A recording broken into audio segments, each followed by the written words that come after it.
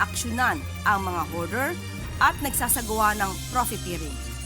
At kapag napatunayan na may sabwatan para tumaas ang presyo ng bigas, hindi mag-aatubili ang gobyernong kasuhan ang mga sangkot at ang maaaring pagpapataw ng price cap. Sa ngayon, ang utos ng Pangulo kay Secretary Chu Laurel Jr. ay gawin ang lahat ng paraan para ibaba ang presyo ng bigas. Pangulong Ferdinand Marcos Jr. inatasan ng Agriculture Department na pababain ang presyo ng bigas sa merkado. At hindi po magtatagal, katulad po ng dalawang unang insidente ng gasolina, ito po ay mahuhuli at ito po ay magkasaprahan ng kaso na. Isa na namang insidente ng gas and run na itala sa Quezon City. I approached the President and asked about this comment or statement of his sister, Senator Amy Marcos. And he said, yes, they haven't spoken for almost 3 years. She has not been attending family gatherings, family events. So yun po ang sagot ng Pangulo. Malacanang sinabing tila na dismaya si Pangulong Marcos sa pahayag ni Senator Amy na non-existent ang relasyon nilang magkapatid. Ano lang, siyempre, because of what's happening right now, di ba, medyo baka mag-ano yung tao, mag-react. Medyo tame down lang ng konti yung insight. So, parehong bilin to ni Speaker and the Senator. Yes. Yeah. Simplihan lang. Senado at Kamara nagpulong na para sa maagang paghahanda sa ikalimang State of the Nation address ni Pangulong Ferdinand Marcos Jr. Hindi mo naman mapabago ang nararamdaman ng isang tao.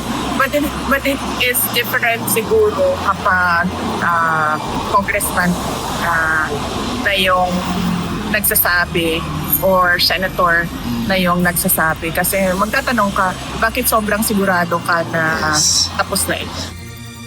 Ilang kongresista tiwalang maaabot ang kailangang boto para ma-impeach si Vice President Sara Duterte sa Kamara.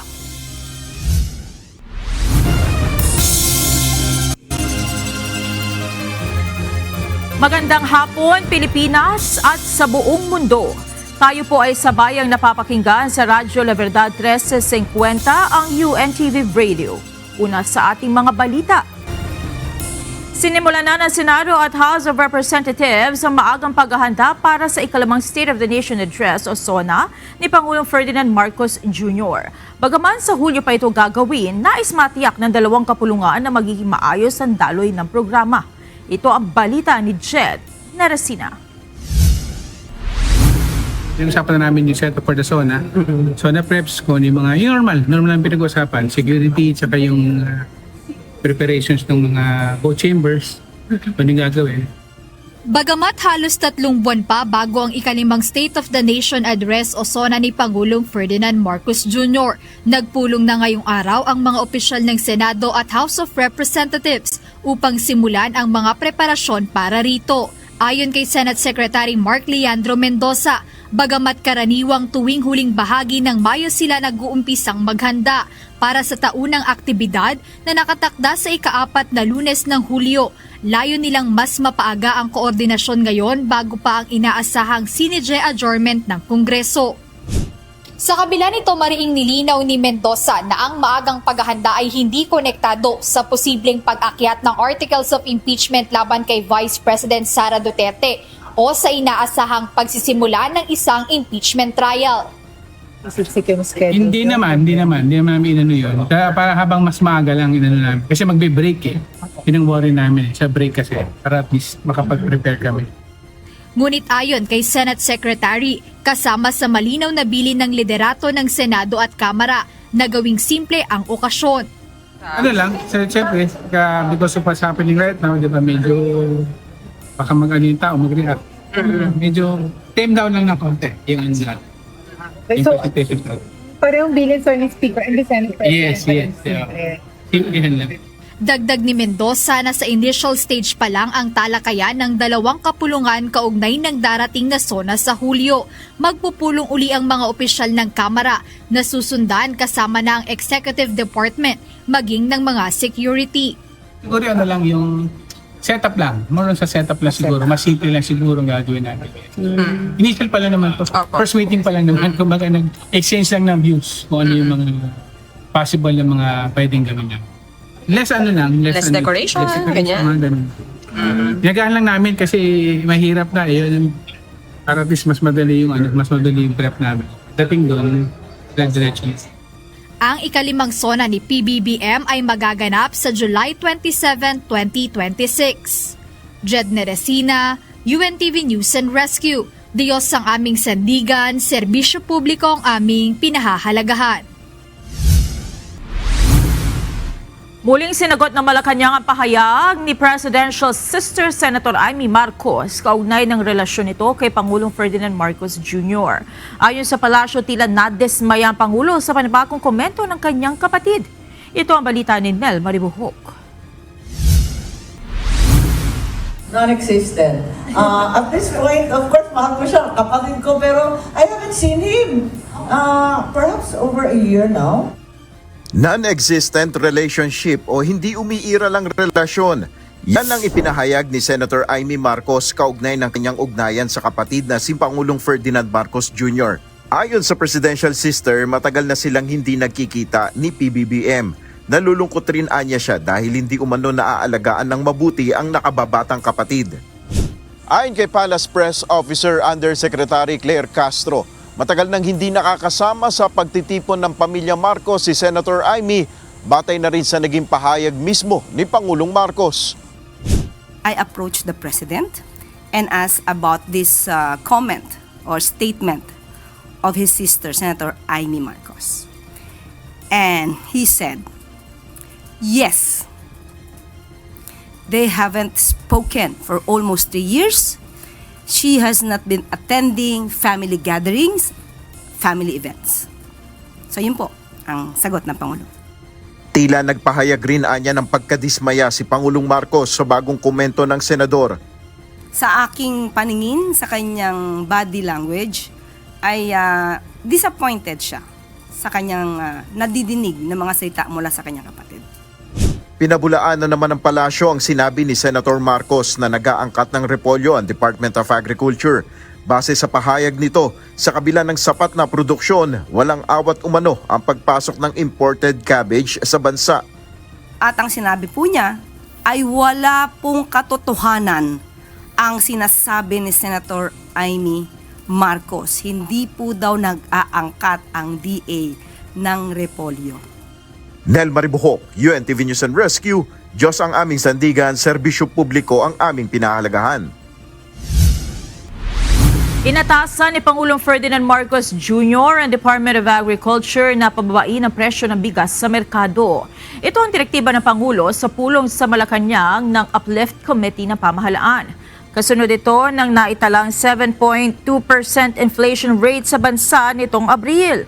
Isa ang presyo ng bigas na nakikitang dahilan sa mataas na inflation rate ngayong taon.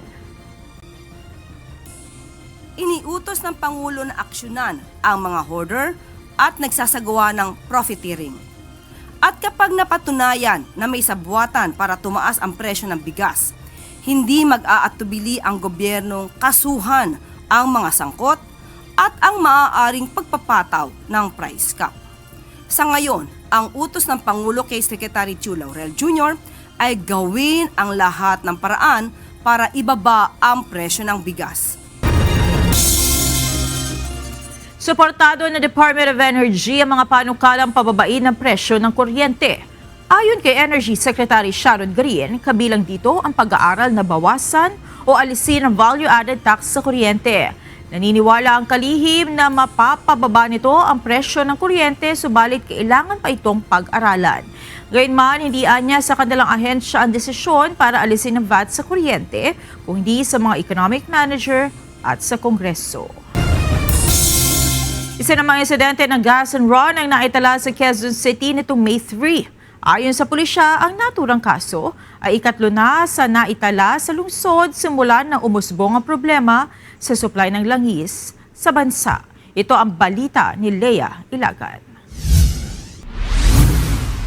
At hindi po magtatagal, katulad po ng dalawang unang insidente ng gas and run, ito po ay mahuhuli at ito po ay matasampahan ng kaso ng Sa kuha ng closed-circuit television, isang kulay asul na kotse ang dumating sa isang gasoline station sa Mindanao Avenue, Quezon City, pasado alas 3 ng madaling araw noong Linggo, May 3. Nagkarga ito ng gasolina na aabot sa halagang 1,500 pesos. Ngunit sa halip na magbayad, mabilis na umalis ang sasakyan. Ayon kay Philippine National Police Public Information Office Chief, Police Brigadier General Randolph Tomaño, ito na ang ika-4 na insidente ng gas and run sa bansa.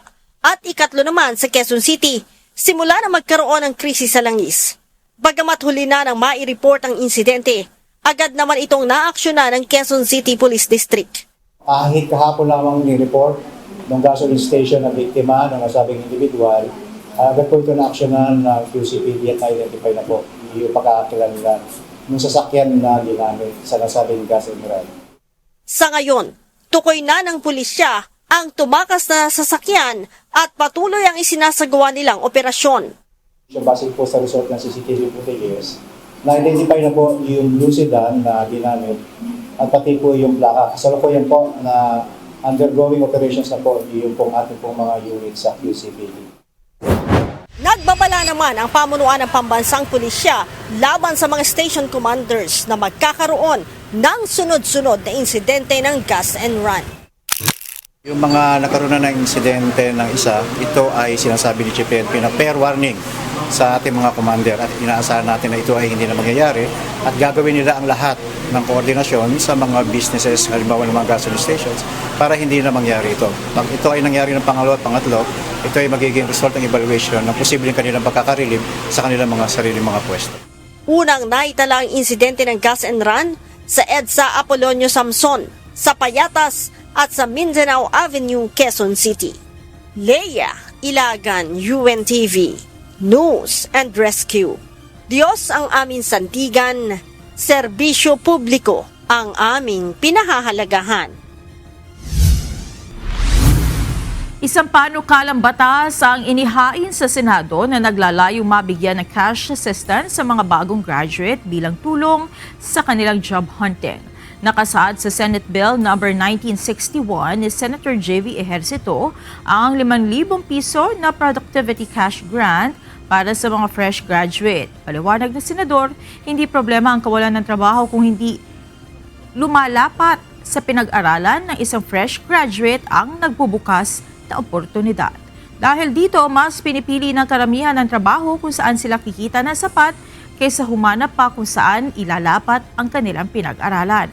Anya, karaniwang problema ng mga fresh graduates ang paggasto sa transportasyon, interviews at paghahanda ng mga dokumento para sa ina-applyang trabaho. Sakaling maging batas, kakailanganin ng isang fresh graduate na magpresenta ng proof of completion gaya ng diploma o sertifikasyon mula sa pinagtapusang institusyon upang maging qualified sa programa. Inatasan ng Bureau of Internal Revenue o BIR ang lahat ng online business owners na i-display ang BIR registration seal badge sa kanilang online platforms. Sakop ng kalatas ang lahat ng tinatawag na digital economic participants gaya ng online sellers, freelancers, professionals, vloggers, influencers, at iba pang individual na kumikita sa anumang digital platform. Inaatasan ng BIR mga nasabing individual na ipakita sa kanilang websites, e-commerce, platform o social media business pages ang BIR badge bilang katunayan na sila ay rehistrado sa ahensya. Ngunit nilinaw ng BIR na hindi na kailangang i-post ang buong certificate of registration upang maiwasang makita ang mga sensitibong impormasyon gaya ng tax identification number at business address. Ayon kay BIR Commissioner Charlito Mendoza, ang BIR registration seal badge ay proteksyon ng mga lehitimong online sellers at iwas manloloko rin sa panig naman ng lehitimong consumers o buyers. Humarap na muli sa paglilitis ngayong araw sina dating Senador Ramon Revilla Jr. at mga kapo-akusado na sangkot sa flood control scandal. Sa pagkakataong ito ay kasong graft naman ang kanilang hinarap. Sa labas ng korte, naroon ang mga taga-suporta ng dating senador. Ito ang balita ni Ivan Alvarez. Lagpas 10 beses umano nakatanggap ng kahon-kahong pera si dating Public Works and Highways Bulacan 1st District Assistant Engineer Bryce Hernandez mula sa Sims Construction. Ito ang pinatotohanan ng kanyang inaanak at liaison officer ng construction company na si Monica Ocampo Santos sa harapan ng mga maestrado ng Sandigan Bayan 4th Division na humahawak sa kasong graft ni Hernandez at mga kapwa-akusado. Isiniwalat nito na mula taong 2021 ay nakapag-deliver umano siya at ang kanyang tiyahin na si Sally Santos kasama ang isa pa nilang liaison officer ng bulto ng mga pera kay Hernandez. Partikular nitong idinitalye ang paghahatid ng 299 million pesos sa DPWH Bulacan 1st District Engineering Office noong May 20, 2025. Sa kanyang salaysay sa korte, sinabi nitong hinihintay niya si Sally Santos sa mismong opisina ng DPWH at kapag malapit na itong dumating, titimbrehan niya ang mga tauhan ni Hernandez upang tulungan silang magbitbit ng mga kahon papunta sa opisina nito. Saksi rin umano sila sa pagbibilang kung tumutugma ang halaga ng nasa loob ng kahon sa nakasulat sa labas nito. Sa kabila ng kanyang mga nalalaman at partisipasyon, giit nito, hindi niya alam kung paano ito nailabas sa bangko at hindi rin siya nakinabang ng kahit magkano mula rito. Samantala, bago mag-umpisa ang graft trial, nagsagawa ng prayer rally ang mga taga-suporta ni Revilla sa labas ng Sandigan Bayan. Kaugnay ito ng inaasahang paglalabas ng Sandigan Bayan 3rd Division ng resolusyon kung papayagang makapagpiyansa ang mga akusado sa kasong malversation. Bagamat non-bailable, ipinitisyon ng mga akusado sa korte na payagan sila na pansamantalang makalaya. Una na nakapagpiyansa ang mga akusado sa kasong graft sa halagang 90,000 pesos. Kinasuhan ng ombudsman ng graft at malversation ang mga ito matapos masangkot sa umano'y ghost flood control project sa Pandi, Bulacan na nagkakahalaga ng 92.8 million pesos.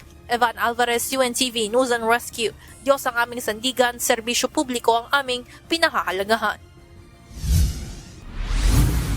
Intriga para sa Malacanang ang sinabi ni Vice President Sara Duterte ukol sa 2028 presidential elections.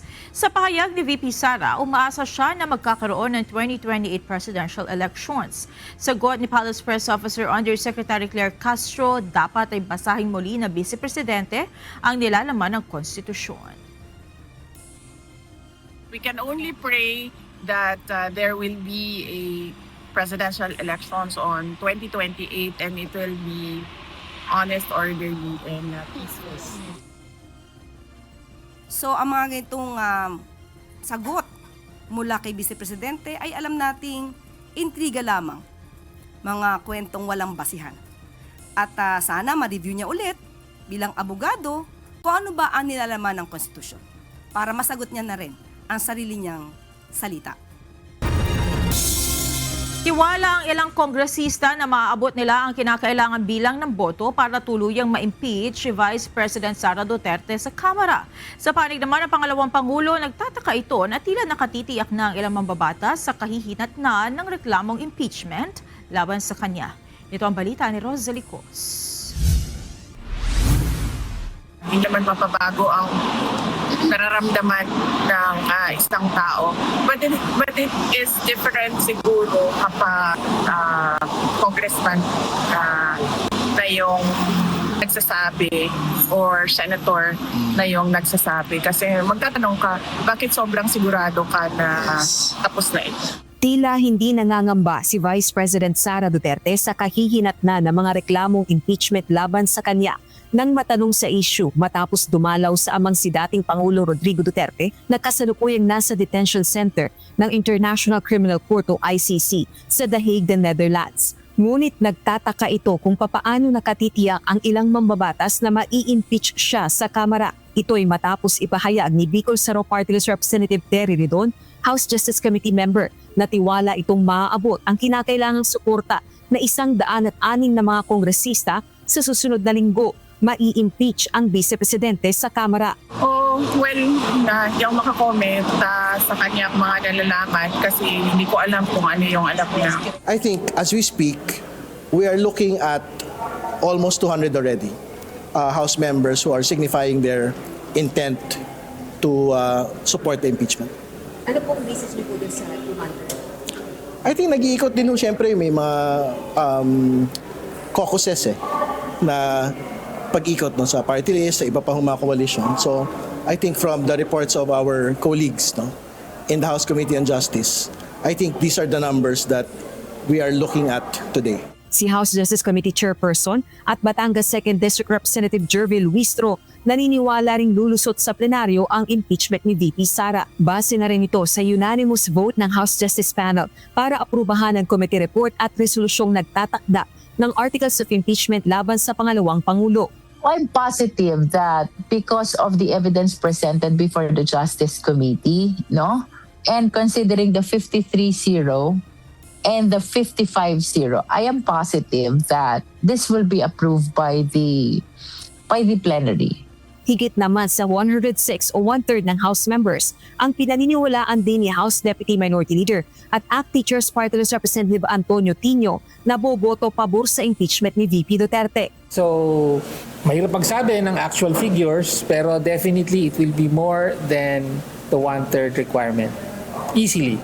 Samantala, inihayag ni House Assistant Majority Leader at Negros Occidental 3rd District Representative Javi Benitez na mayroon ng posisyon o stand ang Partido Federal ng Pilipinas o PFP sa issue ng impeachment pero walang sagot ang kongresista sa tanong kung ano ang magiging boto ng PFP kapag natalakay na ang impeachment sa plenaryo. My party stand ang PFP and we're basing it on what we see as evidence for probable cause. So kung may justification for that, that is what we will stand for. Inihayag din itong napagpulungan ng partido ang PFP stand sa issue ng impeachment pero tumanggi na itong ihayag ang iba pang detalye. Partido ni Pangulong Ferdinand Marcos Jr. ang PFP na ayon kay Representative Benitez ay may 51 miyembro sa Kamara. Itinuturing na ito ngayong pangalawa sa pinakamalaking partido sa House of Representatives kasunod ng lakas CMD. Samantala, si House Justice Committee Vice Chairperson at Palawan 2nd District Representative Jose Alvarez na bumoto ng pabor para aprubahan ang committee report at resolusyong nagtatakda ng articles of impeachment laban sa Vice Presidente, binanggit na mag-a-abstain sa proseso ng impeachment sa plenaryo. Bunsod-an niya ito ng personal reasons o personal na dahilan. Hindi, kung i-require ako sa boto sa plenary, abstain ako. Kasi nagsabi na ako na hindi ako boboto. Sa May 11, araw ng Lunes, inaasahang matatalakay na sa plenaryo ng Kamara at mapagbobotohan ang resolusyong nagtatakda ng articles of impeachment laban kay VP Duterte. Rosa Licoz, UNTV News and Rescue. Diyos ang aming sandigan, serbisyo publiko ang aming pinahahalagahan. Ilang hakbang na lamang at inaasahang uusad na ng formal ang impeachment process laban sa pangalawang pinakamataas na opisyal ng bansa, ang reklamong impeachment laban kay Vice President Sara Duterte. Para sa kaunawaan ng ordinaryong Pilipino, ano nga ba ang impeachment process at bakit ito mahalaga sa ating mga Pilipino? Ito ang balita ni Bernard Daris. The hearing of the Committee on Justice is hereby called to order. Ang impeachment ay isa sa pinakamalakas na mekanismo ng demokrasya sa bansa. Ito ay isang paraan upang mapanagot ang isang mataas na opisyal ng pamahalaan sa mga seryosong paglabag sa kanilang sinumpaang tungkulin base sa isinasaad ng 1987 Constitution.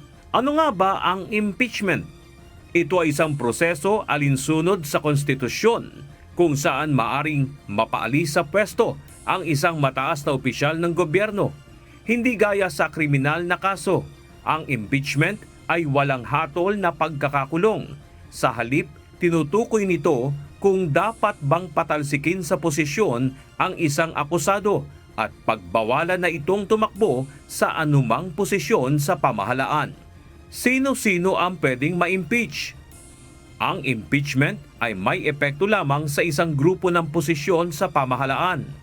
Ang Pangulo ng Bansa, Pangalawang Pangulo, mga miyembro ng Korte Suprema, mga miyembro ng Constitutional Commissions at ang ombudsman. Ang mga posisyong ito ay itinuturing na kritikal sa pamumuno o pamamahala sa isang bansa, kaya bawat isa sa kanila ay sakop ng natatanging accountability mechanism na impeachment. Ano ang mga batayan o grounds para ma-impeach ang isang opisyal ng pamahalaan? Ang sinuman sa mga tinukoy na opisyal ay posibleng ma-impeach sa mga sumusunod na dahilan: tahasang paglabag sa konstitusyon, pagtataksil sa bayan, panunuhol, katiwalian o pangungurakot, iba pang mabibigat o malalang krimen at pagtatraidor sa tiwala ng publiko. Sa mga ito, ang pagtatraidor sa tiwala ng publiko ang madalas na pinagdedebatihan dahil sa paglabag sa inaasahang gawi at pag-uugali ng isang naglilingkod sa bayan. Paano tumatakbo ang proseso ng impeachment? Nagsisimula ang impeachment process sa Kamara de Representante, kung saan sino mang mambabatas o ordinaryong mamamayan at may suporta o endorsement ng kongresista ay maaring maghain ng reklamo laban sa isang mataas na opisyal ng gobyerno na maaring ma-impeach sa ilalim ng saligang batas. Kailangang matukoy ng House Justice Committee kung sufficient in form and substance ang reklamo. Kung magkagayon, ang respondent ay bibigyan ng pagkakataong sumagot sa reklamo. Pagkatapos ay tutukuyin ng komite base sa mga ebidensya, salaysay at deliberasyon kung may probable cause ang complainant. Kung may probable cause, sa pamamagitan ng mayorya ng boto ng mga miyembro ay dadalhin sa plenaryo ang reklamo kung saan ito tatalakayin ng lahat ng mambabatas. Sa pamamagitan ng 1/3 ng kabuuang bilang ng mga mambabatas, saka palang iaakyat ang articles of impeachment sa Senado para sa formal na paglilitis. In the absence of other challenges which may hamper the trial in the Senate, I think the senators will be able to convene within the reasonable period of time as pronounced in the decision of the Supreme Court. Ano ang bahagi ng Senado? Ang Senado ang magsisilbi namang impeachment court, kung saan ang mga senador ang tatayong huwes. Ang mga kongresista naman ang tatayong prosecutors o taga-usig. Kapag ang nasasakdal ay ang Pangulo ng Bansa, ang Chief Justice magsisilbing presiding judge. Upang umusad sa conviction, kailangan ng 2/3 ng boto ng mga senador. Kapag convicted ang isang opisyal, siya ay aalisin sa pwesto at hindi na kailanman maaaring kumandidato sa anumang posisyon sa pamahalaan. Bukod dito, maaari rin siyang makasuhan pa sa lokal na korte. Ano-ano ang mga limitasyon ng impeachment? Batay sa konstitusyon, ang isang opisyal ay hindi maaring maharap sa 2 o higit pang proseso ng impeachment sa loob ng 1 taon. Ang impeachment o pagpapatalsik sa pwesto ay hindi kasing kahulugan ng criminal conviction. Sino-sino na ba ang napatawa ng impeachment sa Pilipinas? Sa Pilipinas, ilang opisyal na ang sumailalim o nahatulan sa kasong impeachment. Isa na rito si dating Pangulong Joseph Estrada noong taong 2000. Bagaman umusad ang proseso, hindi rin ito natapos dahil sa malawakang protesta na dahilan ng pagpapatalsik sa kanya. Noong 2012, nahatulan naman ang dating Chief Justice ng Korte Suprema na si Renato Corona. At noong 2018, humarap sa impeachment process si Chief Justice Maria Lourdes Sereno, ngunit napali siya sa pwesto sa pamamagitan ng isang hiwalay na kasong legal.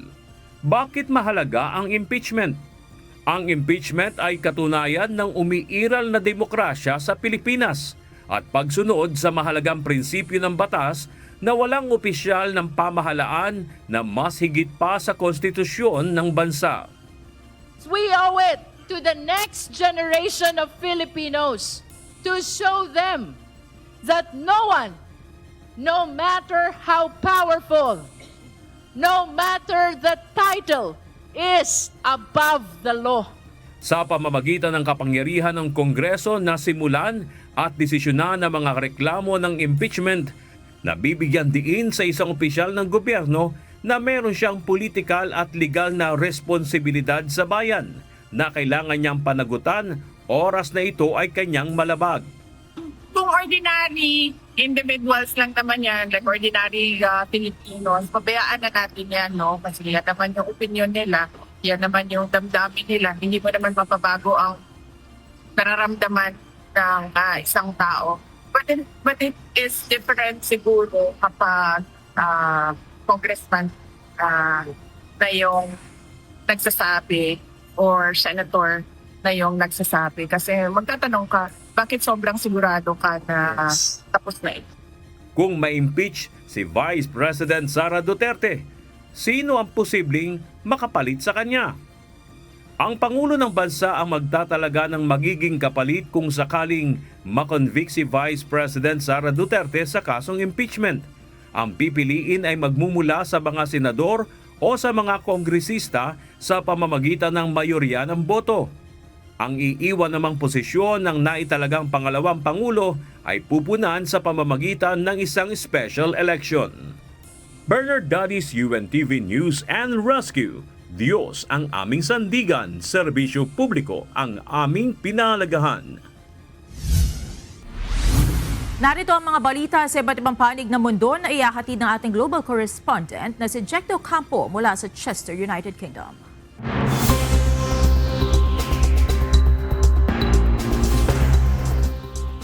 Yes, Monica, magandang gabi naman sa iyo dyan sa Pilipinas. Inatake ng Iran ang commercial tanker ng United Arab Emirates at South Korea sa Strait of Hormuz ayon kay US President Donald Trump. Bagaman tiniyak nito na walang pinsala na nangyari, tila nagpahiwatig si Trump sa South Korea na sumali na sa kanyang kampanya laban sa Iran. Ito ang balita ni James Buntuyan. If they misbehave, if they do something bad, but right now, it's a possibility that could happen. So. Tila nagsisimula na naman ng tensyon sa pagitan ng United States at Iran matapos ang pinakahuling pag-atake sa United Arab Emirates o UAE, isa sa kaalyado ng US. Kinumpirma ito ni US President Donald Trump na pinatamaan ng US ang 7 Iranian fast boats sa Strait of Hormuz matapos ang anunsyo ni Trump na simulan ang Project Freedom o gabayan ng mga neutral vessels o civilian tankers na makadaan sa strait ng ligtas sa pag-atake. Sa kanyang pahayag, tila hinihikayat nito ang South Korea na makiisa na sa laban kontra Iran. Aksyon ito ng US nang tamaan ng Iranian missile sa mga tanker ng UAE at South Korea na nagresulta ng sunog sa port ng Fujairah sa UAE nitong Lunes. Ayon kay Iran Foreign Minister Sayed Abbas Araghchi, ang mga pangyayari sa strait ay patunay na hindi military action ang solusyon sa krisis politikal. Tinawag itong Project Deadlock ang Project Freedom ni Trump. Ayon naman sa kumpanyang Maersk, tagumpay namang nakadaan ang kanilang commercial vessel na Alliance Airfax sa strait ng walang pag-atake at ligtas na nakadaong ang kanilang mga tripulante. Ang nasabing barko ay stranded sa Strait of Hormuz noon pang Pebrero. Nananatiling sarado ang malaking bahagi ng Strait of Hormuz simula na maglunsad ng pag-atake ang US at Israel sa Iran nitong Pebrero ngayong taon. Ito ay bilang tugon ng Iran sa panggigipit ng US at Israel. Nitong Abril, nag-anunsyo ng ceasefire sa magkabilang panig subalit nagpatuloy ang US blockade sa mga pantalan ng Iran. Subalit sa ulat ng UAE Foreign Ministry, isa sa kanilang state-owned tanker ang inatake sa Strait of Hormuz. Nagulat din ang South Korea na may pagsabog sa isa nitong oil tanker na nakataong malapit sa UAE. Kinumpirma rin ng UAE na naka-intercept sila ng 12 ballistic missiles, 3 cruise missiles at 4 na drones nito lamang Lunes, oras sa UAE. Isa sa mga missiles ay nagdulot ng matinding sunog at 3 sugatang empleyado sa Port of Fujairah. Ayon sa Abu Dhabi, ang pinakabagong pag-atake sa kanila ay dangerous escalation, kaya may karapatan silang gumanti. Isang malaking pipeline mula Abu Dhabi patungo sa Pantalan ang naapektuhan ng pangyayari, dahilan upang maging limitado ang nakakargang langis sa Port of Fujairah. Ang Fujairah ay matatagpuan sa silangan ng Gulf of Oman, hindi kalayuan sa Strait of Hormuz. James Bontuyan, UNTV News and Rescue. Diyos ang aming sandigan, serbisyo publiko ang aming pinahalagahan. Isang Taiwanese netizen ang nakuhanan ang paglanding ng isang commercial flight sa Taoyuan Airport nitong Lunes, May 4, kung saan muntik nang mag-crash landing ang eroplano dahil sa lakas ng hangin.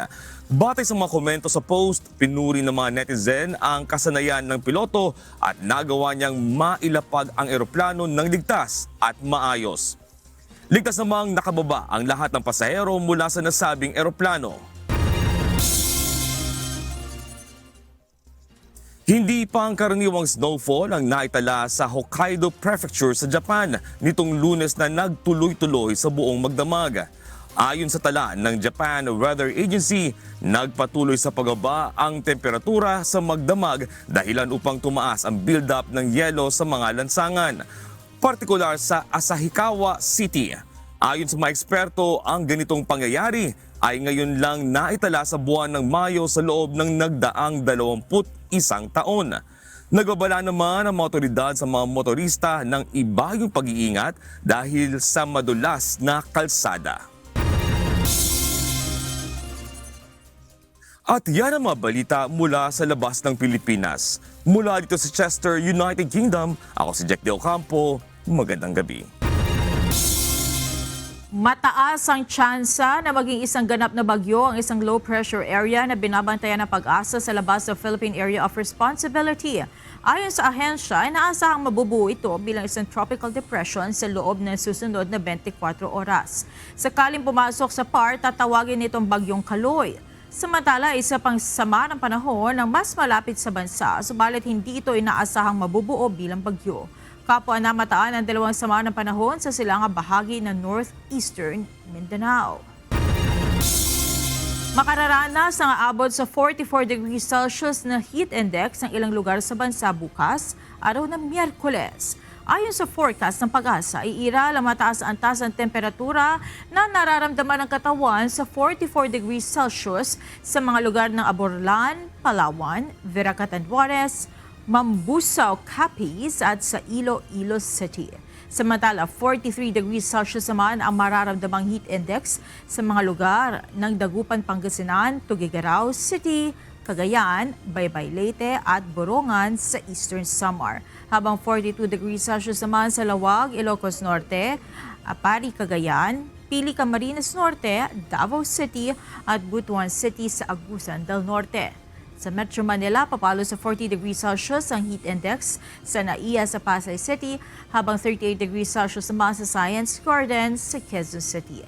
Payo na Pag-asa, mag-ingat sa paglabas sa ilalim ng matinding sikat ng araw at ugaliing uminom ng maraming tubig para maiwasan ang pagkakasakit. Naghahanda ang Department of Agriculture na listahan ng mga tulong na ipamimigay sa mga magsasaka na apektado ng ashfall mula sa Bulkang Mayon. Ayon sa ahensya, may mga nakalatag ng intervention sa ngayon na maaaring makuha ng mga magsasaka upang makaahon sa epekto ng kalamidad. Ito ang balita ni Mia Alonso. Lalo't yung mga ganitong kalamidad, napaka-helpless ng mga kababayan natin na tinatamaan ng kalamidad.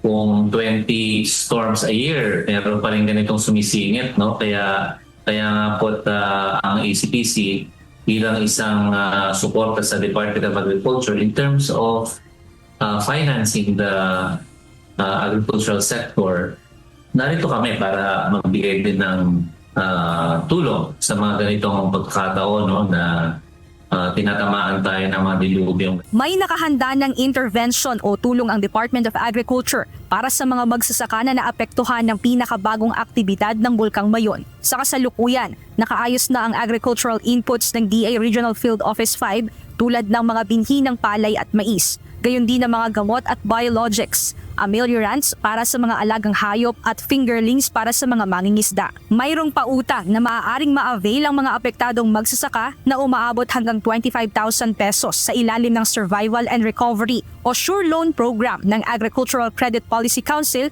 o ACPC. Sa mga apektadong lugar tulad ng Bicol, maaaring lumapit ang mga magsasaka sa mga itinalagang partner ng ACPC upang makapag-apply ng loan. Kabilang sa mga requirement ang pagiging rehistrado sa Registry System for Basic Sectors in Agriculture o RSBSA na ngayon ay mas pinadali na dahil sa data hub na nauugnay sa record ng mga magsasaka. Ayon sa ACPC, sapat ang pagdadala ng valid ID dahil mabeberipika na ang iba pang impormasyon sa kanilang system. Kapag kompleto ang requirement at walang negatibong credit record, maaaring maproseso ang loan sa loob lamang ng humigit kumulang 5 araw. Bukod sa pautang, mayroon ding loan payment moratorium para sa mga kasalukuyang borrowers. Ibig sabihin, hindi mo na sila obligadong magbayad bilang pagkilala sa kanilang kalagayan matapos ang kalamidad.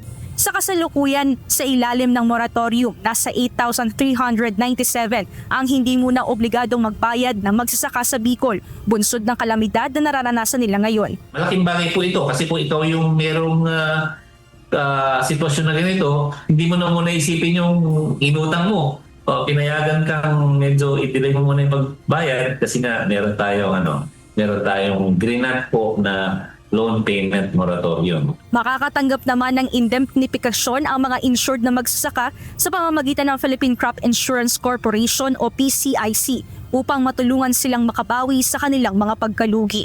Aminado naman ng ACPC na isa sa mga hamon sa pagpapatupad ng programa ay ang limitadong presensya ng kanilang mga partner sa ilang liblib na lugar, ngunit patuloy ang koordinasyon upang mas mapalawak ang serbisyo.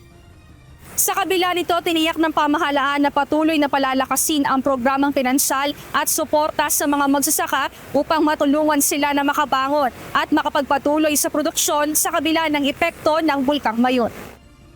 Samantala, tiniyak rin ni Agriculture Secretary Francisco Q. Laurel Jr. na inihahanda na ng ahensya ang ilan pang tulong para sa mga magsasaka na apektado, magmula sa mga buto, pananim, fertilizer at maging sa livestock. Mia Alonso, UNTV News and Rescue. Diyos ang aming sandigan, serbisyo publiko ang aming pinahahalagahan.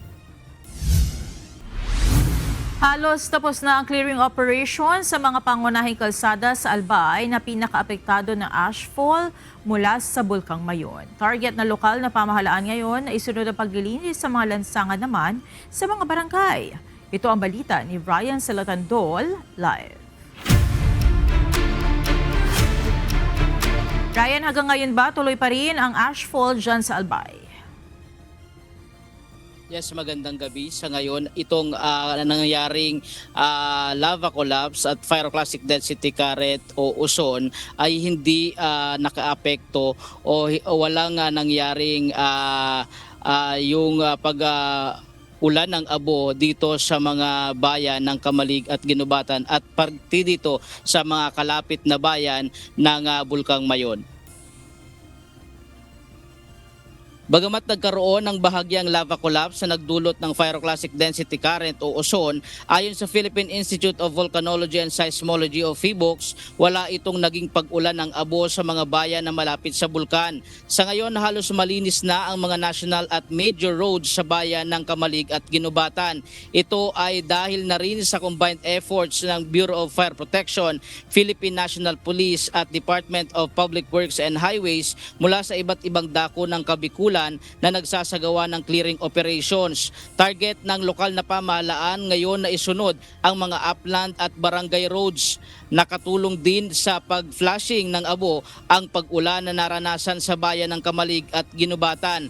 Iba yung pag-iingat na lamang ang ipinapayo ng PHIVOLCS dahil delikado ang magiging sanhi kung makararanas ng malalakas na pag-ulan ang probinsya ng Albay na maaaring magdulot ng lahar dito sa Bulkang Mayon. At yan muna ang latest live mula dito sa probinsya ng Albay. Balik sa iyo, Manika. Maraming salamat, Ryan Salatandol. Pinaalalahanan ng Department of Health o DOH ang publiko sa lalawigan ng Albay na magsuot ng N95 mask dahil sa ashfall mula sa Mount Mayon. Ayon sa ahensya, ang ashfall ay maaaring magdulot ng respiratory problems kapag nalanghap ng isang individual. Ito ang balita nila Lane Moreno. Ang ating ashfall kasi is mga fine particulate matter, no, mga maliliit na alikabok. Para pong yan yung pag pinag-uusapan natin yung dun sa landfill, ganoon rin po yun, yung particulate matter 2.5, ayaw natin makapasok yan sa ating baga. At ang paraan po para maiwasan dyan is gumamit tayo ng ating mga face mask. Kaya namin sinasabi lagi, the best yung N95 o kaya KN95. Muling nagpaalala ang Department of Health o DOH sa publiko lalo na sa mga residenteng nakatira malapit sa bulkan na protektahan ang sarili laban sa epekto sa kalusugan ng ashfall mula sa Mount Mayon. Payo ng DOH, ang pagsusuot ng N95 o KN95 mask ay mainam dahil may kakayanan itong i-filter ang mga maliliit na particles tulad ng abo na maaaring magdulot ng respiratory problems lalo na sa mga sanggol o maliliit na bata, matatanda at mga may sakit. Pero kung wala naman, maaaring gumamit ng dobleng surgical face mask o basang tela bilang alternatibong proteksyon. Maaari ding gamitin ang mask hanggat hindi pa ito kargado ng alikabok o hindi pa nahihirapan sa paghinga. Ayon sa DOH, iwasan ang matagal na exposure sa mga lugar na nababalot ng abo o paglapit sa permanent danger zone dahil mas mataas ang concentration dito ng asupre. At kung nasa loob naman ng bahay, takpan ng mga bintana, siwang at mga maliliit na gap na bintana o pintuan gamit ang basang tela. Samantala ayon pa sa kagawaran, sa kasalukuyan ay may minomonitor silang 1,362 na pamilya o 4,905 na individuals na mga nasa loob at labas ng evacuation center. Lahat sila ay binigyan ng N95 face mask. Nakapagbigay na rin ang DOH ng 9 milyong pisong halaga ng tulong sa mga naapektuhan ng pagputok ng Mayon. Kasama rito ang pamamahagi ng 20,000 N95 mask, 200 first aid kits, mga water containers at gamot para sa ubo, high blood at diabetes. Yung ating mga health emergency response team, rumonda po yan, no? Mabilis ang mga instructions yan mula sa Malacanang, papunta kay SecTed, papunta sa regional office. Para sigurado nating na-check, hindi lamang yung namimigay ng mask, pero nasisigurado na ang lahat po ng mga Bicolano sa mga apektadong lugar ay naaalagaan, natitingnan sino yung mga hirap huminga, may mga nadala sa ospital pero na-discharge rin at naasikaso sila. Ang ibang N95 mask sa ibang lugar ay dinala muna sa Bicol para sa mga residente. Maliban sa Mayon ay minomonitor din ang ahensya aktibidad ng Mount Canlaon sa Negros Island. Lelaine Moreno, UNTV News and Rescue. Diyos ang aming sandigan, serbisyo publiko ang aming pinahahalagahan. Nangako ang Department of Public Works and Highways o DPWH kay Albay Governor Noel Rosal na tatapusin ng ahensya ang Kilikaw-Binitayan Bridge sa loob ng 3 buwan. Natuklasan ni Public Works and Highways Secretary Vince Dizon na nasa 15 taon nang nakatenga ang proyekto. Binigyan diin ng kalihim na kaya nagagalit ang tao sa gobyerno ay dahil sa mga nakabinbing proyekto na dapat sana ay napapakinabangan na. Ang directive ni PBBM is itong mga project na matagal nang hindi natatapos, kailangan tapusin na natin. Kaya nagagalit talaga yung tao sa gobyerno. So ito, kinumit namin kay Gov, in the next 2 to 3 months, tatapusin namin to. Kasalukuyang isinasagawa ang pagpupulong ni Defense Secretary Gilberto Teodoro Jr. at Japan Defense Minister Shinjiro Koizumi.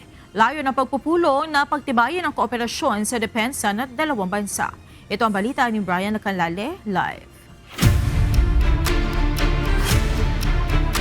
Brian, ano ang inaasahang mapagtitibay sa pag-uusap ng dalawang defense minister?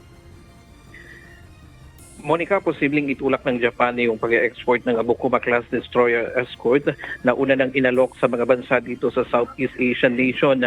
Mas pinaigting na ugnayang pangseguridad sa pagitan ng Pilipinas at Japan sa gitna ng mga hamon sa rehiyon ang inaasahang pagtitibayin ngayong araw dito sa isinasagawang bilateral meeting sa pagitan ng dalawang bansa.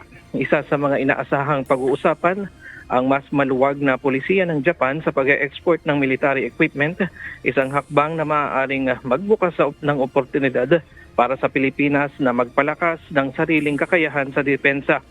Kabilang din sa inaasahang itutulak sa usapin ng Defense Minister ng Japan ang posibleng paglipat o pag-export ng mga Abukuma-class destroyer escort ng Japan sa Pilipinas na inaasahang magpapalakas sa maritime defense capability ng bansa.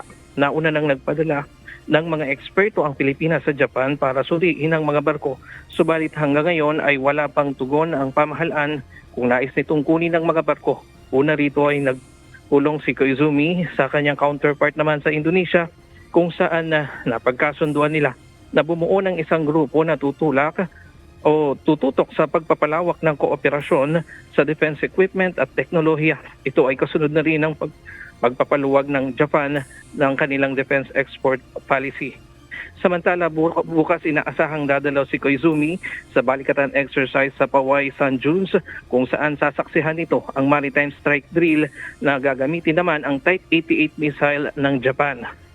Ngayong taon, ito ang kauna-unahang aktibong partisipasyon ng Japan Self-Defense Forces sa balikatan at sa laklib exercise, kasunod ng pagpapatibay ng Reciprocal Access Agreement sa pagitan ng Pilipinas at Japan. Nagpasalamat naman si Defense Secretary Gilberto Teodoro Jr.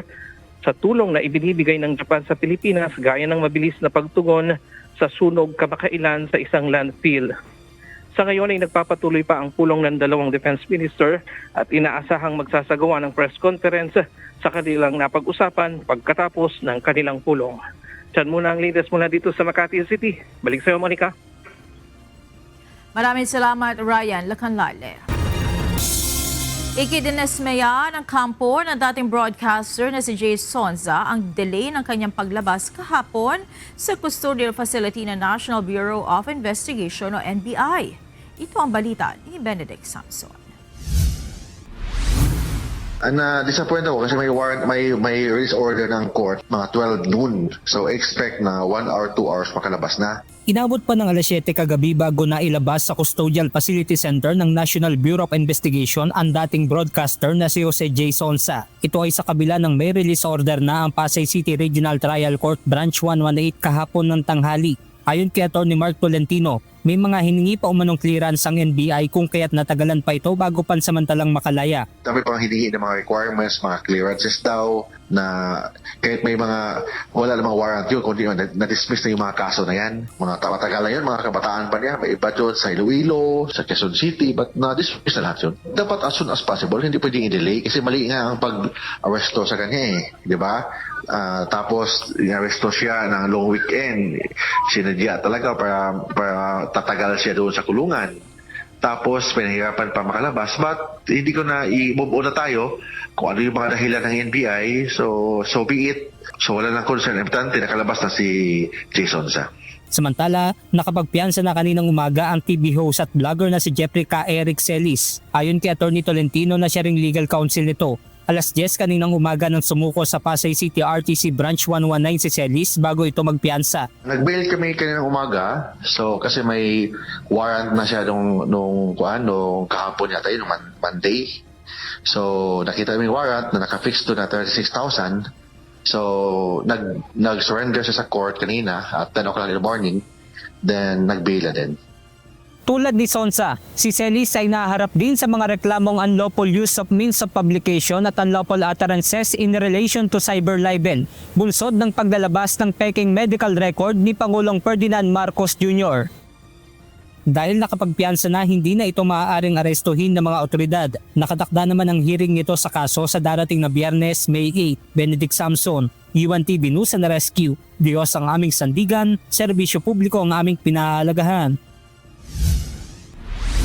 Nangunguna ang Land Transportation Office o LTO sa pinaka-inirereklamong ahensya ng gobyerno ayon sa Anti-Red Tape Authority. Nangako naman si LTO Chief Assistant Secretary Marcos Lacanilao na dodoblehin nila ang trabaho upang maibangon ang imahe ng ahensya. Ito ang balita ni Asher Cadapan Jr. Latest, as of March 31, ang number 1 most complained na po yung LTO. Numero 1 na sa pinaka-inireklamong ahensya ng pamahalaan ang Land Transportation Office o LTO. Ito ang inihayag ng Anti-Red Tape Authority o ARTA sa Palace Briefing ngayong araw. Mula sa number 3 spot noong 2025, naungusan na nito ang Food and Drug Administration ngayong taon. Ayon kay ARTA Secretary Ernesto Perez, karamihan ng mga reklamo sa LTO ay mula sa Metro Manila kaugnay ng paglabag sa ease of doing business. Gaya na lang ng delay in acting on filed applications, imposing additional requirements, violation ng Citizens Charter at iba pa. Hindi rin nawawala ang mga reklamo sa mga fixer sa ahensya. Gayunman, sinabi ni Secretary Perez na higit 70% naman sa mga kasong inihain sa kanila ay nairesolba na.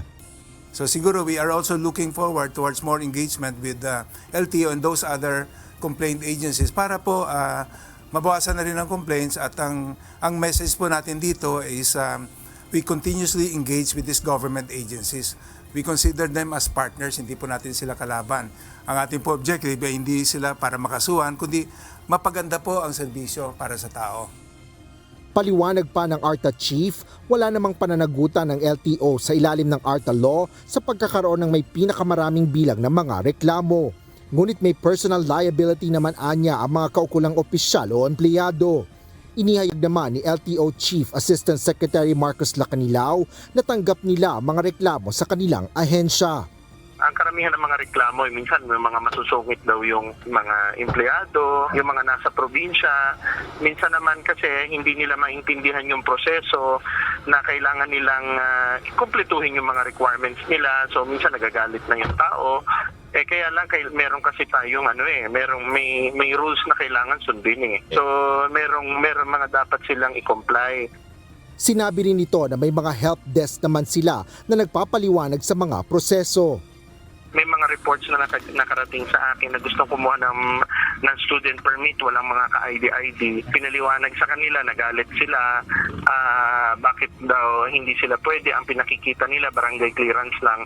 So may mga gano'n na pagkakataon. Alam naman natin na kailangan talaga ng kung para kang ID at least birth certificate meron kang papakita para yun yung pagkakakilanlan mong tao. So isa yon sa mga nagiging problema. Tapos hindi na pagbigyan na gano'n, nagre-reklamo na kaagad.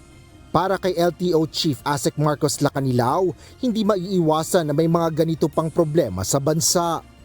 Alam naman natin, buong Pilipinas may mga iba't ibang issues. Kaya kung natatandaan natin, ang daming mga nangyari. 2 weeks ago, may mga sinibak ako ng mga enforcers. Yung buong Cebu, nilinis ko yung mga enforcers ng Cebu. So, hindi natin maiwasan. May mga problema pa rin mga ganyan na lumalabas. Pero syempre kami, puspusan pa rin. Tinatanggap namin yun at challenge na dapat na mas doblehin pa namin ang trabaho namin. Tiniyak naman ni Asek Marcos Lacanilao ang patuloy na reforma na ipinatutupad nila upang maisaayos sa mga sistema at proseso sa LTO. Ngunit hindi anya magiging epektibo ang mga ito kung hindi tutulong ang publiko. Asher Cadapan Jr., UNTV News and Rescue. Diyos ang aming sandigan, serbisyo publiko ang aming pinahahalagahan.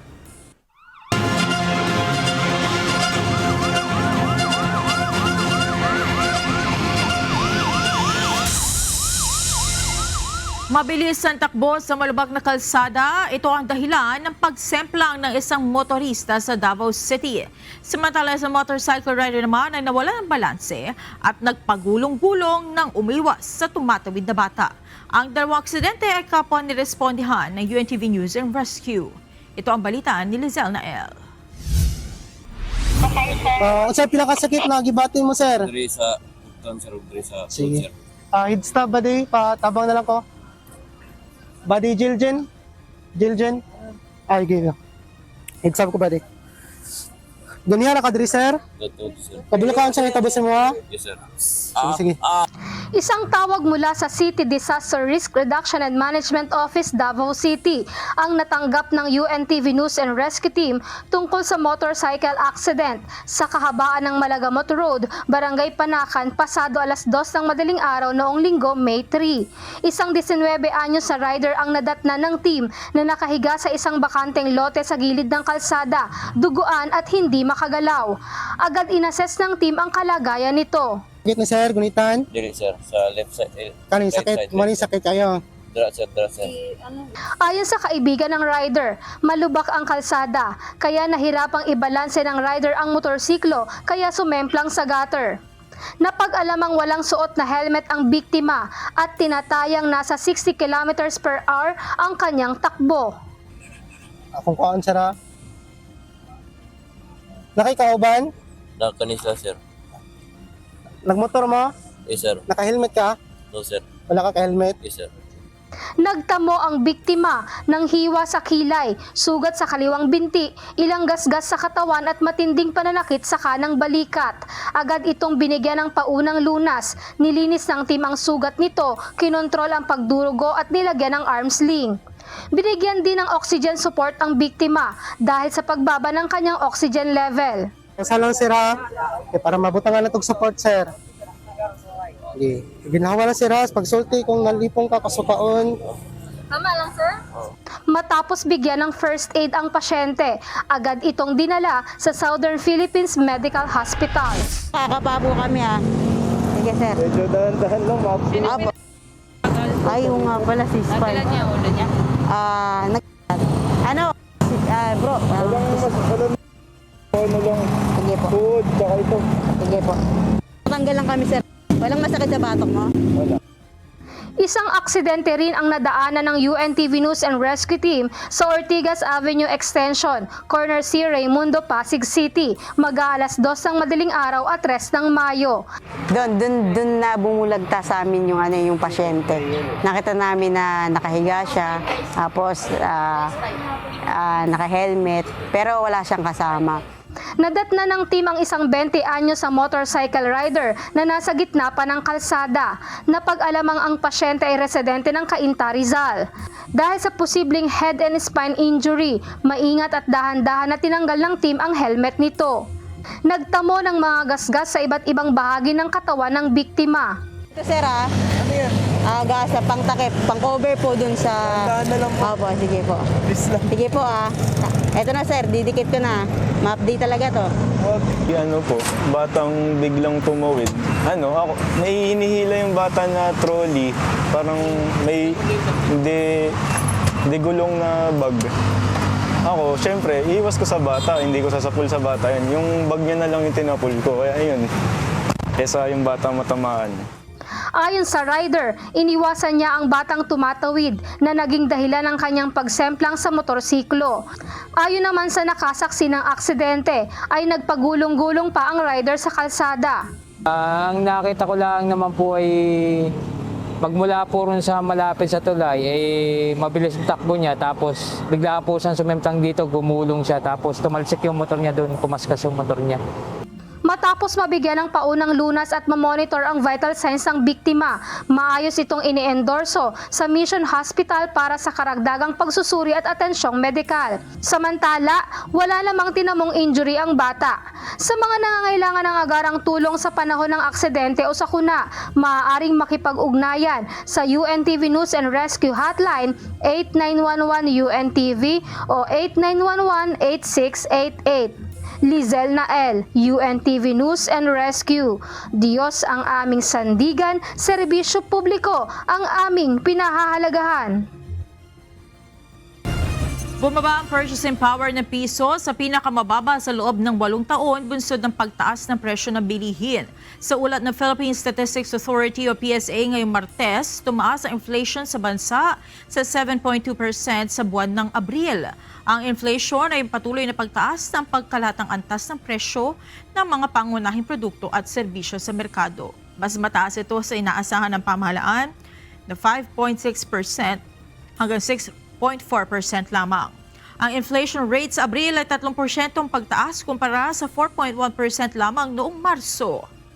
Dahil dito, ayon sa PSA, bumaba rin ang purchasing power o kapangyarihan ng piso sa pinakamababang naitala sa loob ng 8 taon. Ayon sa PSA, ang halaga ng piso noong 2018 ay katumbas na lamang ng 73 centavos ngayong Abril ng 2026. Tiniyak ng mga organizer ng Association of Southeast Asian Nations o ASEAN 2026 na nakahanda sila sakaling magkaroon ng kalamidad gaya ng bagyo sa mga araw ng nakatakdang pagpupulong. Kasunod ito na forecast ng Pag-asa na pagpasok ng isang sama ng panahon na posibleng makaapekto sa bansa. Ito ang balita ni JP Nunez. So here in Cebu, I think I can say confidently that we are ready for any contingency. Mayroong komite ang mga organizer ng Association of Southeast Asian Nation o ASEAN Summit 2026 na nagbabantay sa paghahanda sa natural calamities gaya ng bagyo. Ayon kay ASEAN 2026 National Organizing Council Director General for Operations Maria Helen La Vega, meron silang tinatawag na Committee on Security, Peace and Order and Emergency Preparedness. Ito ang tumututok para paghandaan ang mga bagyo, lindol o natural calamities upang tiyaking nasa maayos na kalagayan ang mga dadalo sa pagpupulong. Nabanggit ito ng opisyal matapos tanungin sa isang press briefing kanina sa Cebu ng mga paghahanda ukol sa ASEAN Summit 2026. Bunsod ito ng low pressure area sa loob ng Philippine Area of Responsibility na binabantayan ng Philippine Atmospheric, Geophysical and Astronomical Services Administration o PAGASA. Ayon kay De La Vega, may ugnayan din sila sa ibang mga ahensya ng gobyerno na nagbabantay ng mga kalamidad. We have regular coordination and collaboration among stakeholder agencies of government. So for instance, the Department of National Defense, specifically the Office of Civil Defense, and the Bureau of Fire Protection, DOST, PAGASA. Samantala, ayon kay Presidential Office Secretary Dave Gomez, pinakamalaking hamon ngayon sa magiging pagpupulong sa ASEAN ang epekto ng Middle East crisis. Inaasahan niyang kabilang ito sa mga mapag-uusapan kasama ang mga bansang miyembro ng ASEAN. We have to pivot to a bare bones strategy for the summit, mindful, of course, of the impact of the tension among all the member states. No, and I think going back, I think that's the biggest challenge so far. Bukas May 6 magsisimula ang pagpupulong para sa ASEAN 2026 sa Cebu. JP Nunez, UNTV, News and Rescue. Diyos ang aming sandigan, serbisyo publiko ang aming pinahahalagahan. Kilala na ng Philippine National Police o PNP ang isa sa mga suspect sa pagpatay sa isang negosyante at driver nito sa Timog, Quezon City noong April 28. Gayunman ayon sa pulisya, nakalabas na mga ito ng Metro Manila. Ito ang balita ni Lea Ilagan. Resulta na po yung latent trace dun sa may motor. Ang pwede lamang po natin i-share sa iyo, inihiling ng Direktor ng QCPD, identify na po yung isa doon sa dalawa, na background na rin po at yung kanyang mga previous cases. Tuloy-tuloy ang pagtugis ng mga tauhan ng Philippine National Police sa riding in tandem criminals na nanambang sa negosyanteng si Perry Mariano at driver nito sa kahabaan ng Timog Avenue sa Quezon City. Ayon kay PNP Public Information Office Chief Police Brigadier General Randolph Tuanyo, tukoy na ang isa sa mga suspect base sa mga fingerprint na nakuha sa motorsiklong gamit ng mga ito. Hindi pa po na-identify pero more likely as ang pagpapalagay po ng Direktor ng QCPD, ito po yung driver ng motor sapagkat nakuha po sa mga handlebars yung mga latent trace. Gayunman, nakatuon na aniya ang ginagawang operasyon ng mga pulis sa labas ng Metro Manila. Kasalukuyan po na ongoing and manhunt operations sa nasabing individual na kilala na po ng SIT ng QCPD at sila po ay nag-ooperate outside Metro Manila. Other than that, hindi na po namin pwede i-share dahil po ongoing ang kanilang operation outside Metro Manila. Sa ngayon, nananatili namang negosyo ang isa sa mga tinitingnang motibo ng PNP sa kaso. Sinabi pa ni Brigadier General Tuanyo na mayroong previous case at warrant of arrest ang isa sa mga suspect. Kasama po yan sa profiling na sinasabi po natin na ilalabas po natin as soon as na ma-arrest na po yung nasabing individual na identified na po nila. April 28 ng pagbabarilin ng riding in tandem si Mariano at driver nito sa bahagi ng Timog sa Quezon City bago mabilis na umalis sa lugar. Nagtungo pa sa scout rallios ang mga suspect upang iwan ang kanilang motorsiklo. Nagpalit pa ani ng damit ang mga ito bago tuluyang tumakas. Lea Ilagan, UNTV, News and Rescue. Diyos ang aming santigan, serbisyo publiko ang aming pinahahalagahan. Lumikha ng tensyon sa plenaryo ng Kamara ang privileged speech ni Batangas 1st District Representative Leandro Leviste kanina. May kaugnayan ng talumpati ni Congressman Leviste sa mga alegasyon nito kabilang ang umano'y ugnayan ni na Executive Secretary Ralph Recto at Congressman Edwin Guardiola. At ang alegasyon sa kutumano ang mga mambabatas sa vote buying noong nakalipas na eleksyon. Kabilang naman si House Majority Leader at Ilocos Norte 1st District Representative Sandro Marcos sa mga namagitan para humupa ang tensyon. Pinagtibay naman ng plenaryo na tanggalin ang mga talumpati ni Congressman Leviste na walang ebidensya. Kanina po ay narinig natin ang motion ni Honorable Terry Ridon moving that the speech of the Honorable Leviste be stricken out of the records because it's not a matter of personal and collective privilege. May I appeal to the Honorable Terry Ridon that this motion be instead amended to a motion to delete the statements made by the Honorable Leviste attributing to statements not being backed up by evidence. Specifically, the statements alleging that the campaign of Governor Recto and other members of the party were financed by another party list congressman, and all other allegations that cannot be backed up by documents and evidence. Mr. Speaker. Is there any objection? Mr. Speaker, may I give a response before a vote is made? Is there any objection? I object. There is a motion. I object. The chair hears I none. object. I object. Objection. Because Congressman Tortola gave money to All leaders those by in district favor for of the motion of the Honorable Grace, please say aye. All those against? Objection. Motion is now carried. Honorable Majority Leader. May I proceed with my interpellation, Mr. Speaker? Objection, Mr. Speaker.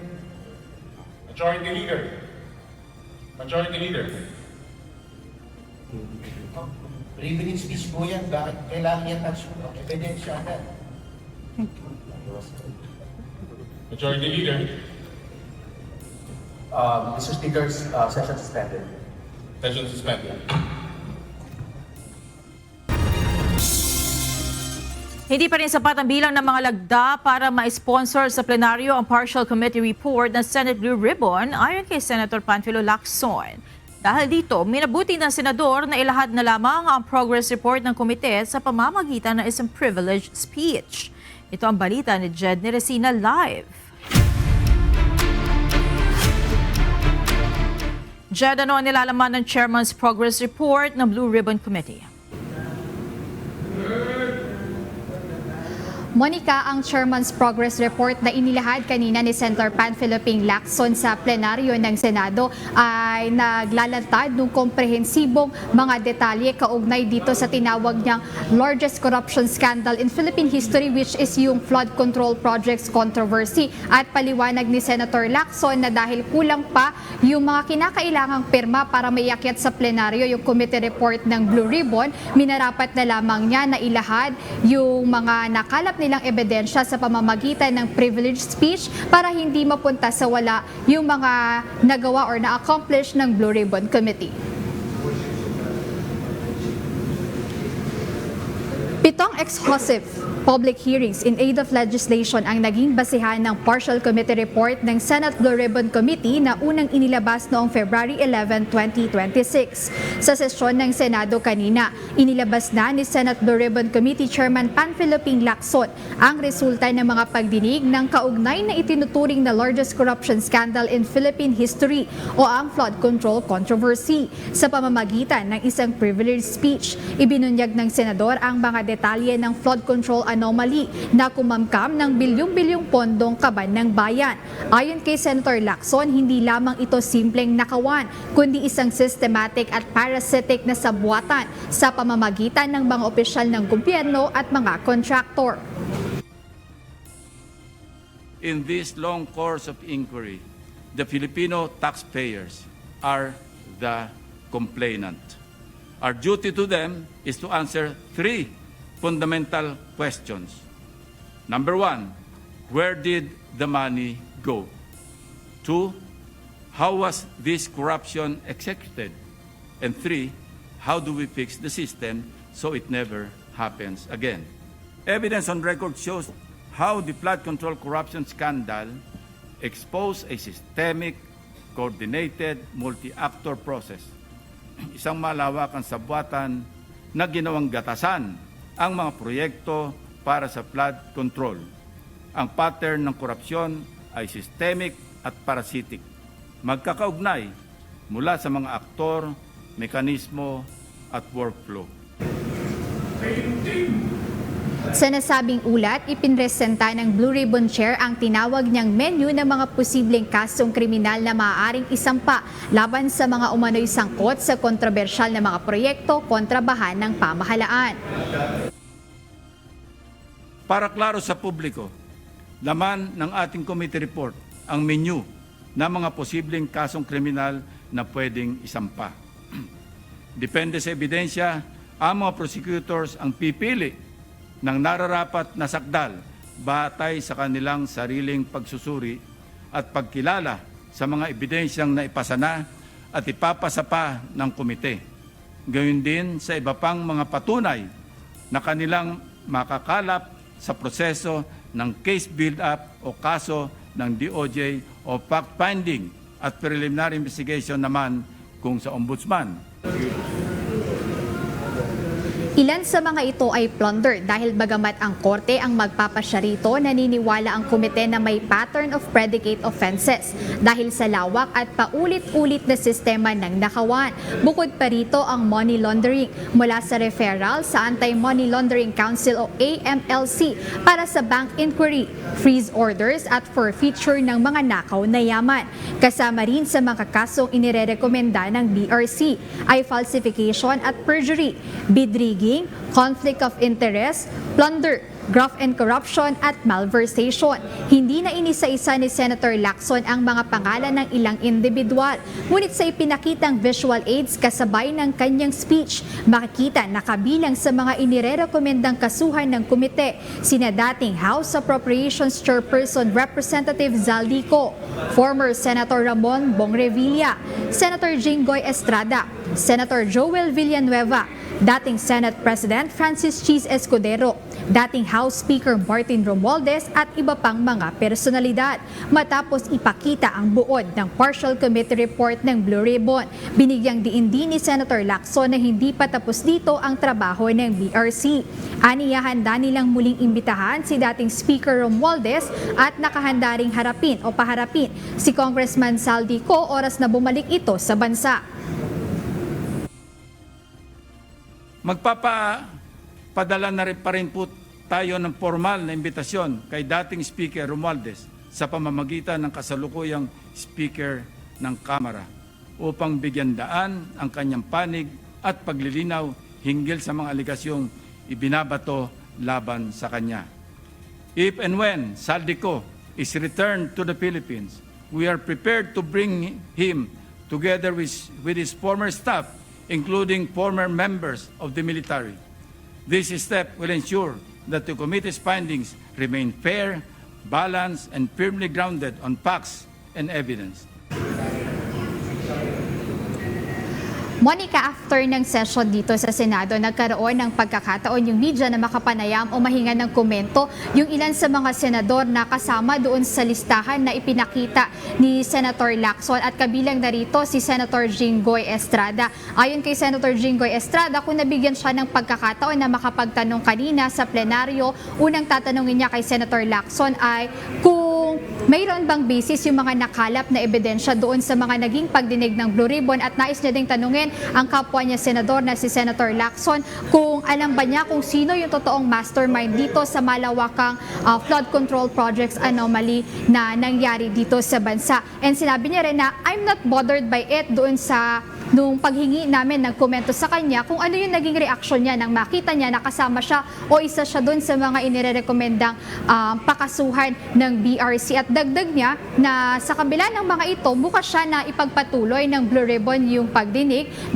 Ngunit sinabi niya or hinimok niya si Senator Lacson na maimbitahan din yung ilang mga individual, particular na yung mga binabanggit kanina sa plenaryo ni Senator Rodante Marcoleta para aniya maging patas yung ginagawang investigasyon ng BRC dito dito sa flood control projects anomaly at dagdag ni Senator Estrada na kung sakaling darating o haharap sa BRC si dating House Speaker Martin Romualdez at mapapauwi sa bansa si dating Congressman Zaldico at haharap din siya sa BRC, ay handa ring harapin ni Senator Estrada yung mga nabanggit na individual at pakinggan yung mga ilalahad nila sa komite. At bukod kay Senator Estrada, nahingan din namin ng panayam si Senator Joel Villanueva at sabi niya, records will bail him out at he is not bothered doon sa mga aligasyon na ibinabato sa kanya dahil naniniwala niya siya sa hustisya.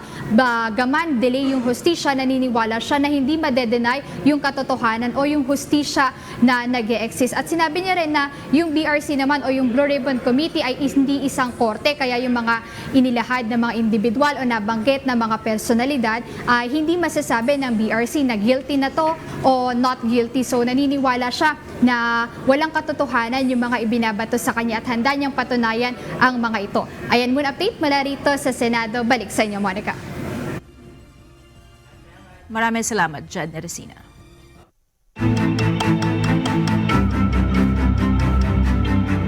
Epektibo na sa May 20 ang bagong minimum wage sa lahat ng kasambahay sa Zamboanga Peninsula o Region 9 ayon sa National Wages and Productivity Commission. Sa isang kalatas, may dagdag 500 piso hanggang 1,000 piso ang buwan ng kita ng mga namamasukang kasambahay sa mga lugar ng Dapitan, Dipolog, Isabela, Pagadian, Zamboanga City at sa mga probinsya ng Zamboanga del Norte, del Sur at Zamboanga, Sibugay. Ibig sabihin, mula sa dating 5,000 pesos kada buwan, makatatanggap ang mga kasambahay sa nasabing mga lugar ng 5,500 pesos o 6,000 pesos, depende kung saang chartered city o first class municipality sila naninilbihan.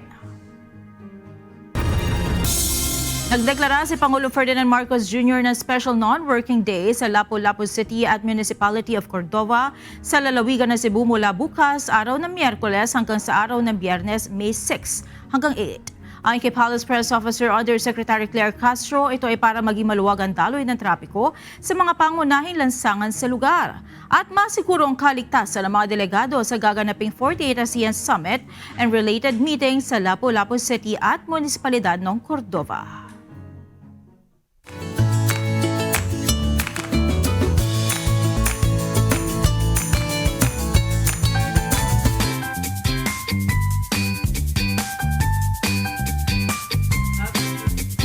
Belated na to Thank you. Thank you. Bati na lang po. Well, overtime na kasi tayo, pero thank you so much. Ito ang Balita family. Actually, this is belated already, but thank you so much. And of course, we want to thank also God for another year. And I have a lot of wishes, but we are overtime. But again, thank you so much. Ito ang Balita and UNTV. Kuya Daniel Rasol, maraming salamat po. Thank you. Thank you po. Happy birthday po. Thank you. At narito po ang ating mga naging kausing ngayong araw ng Martes. Salamat at shoutout po kina Aurora Sarco, Armando Araza, Jovic Canete, Rogelio Replentes, Carlos Feliciano at Nicolas Mataya. Narito naman ang salita ng Diyos na ating sandigan mula sa aklat ng Mateo 5:14 na nagsasabi, kayo ang ilaw ng sanglibutan, ang isang bayan na natatayo sa ibabaw ng isang bundok ay hindi maitatago.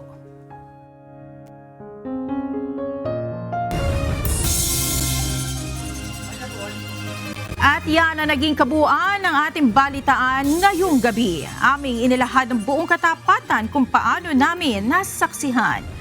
Kayo'y makapagtitiwala na ang aming nakita at narinig ang aming ibinabalita. At dito sa UNTV, Diyos ang aming sandigan, serbisyo publiko ang aming pinahahalagahan. Magandang gabi.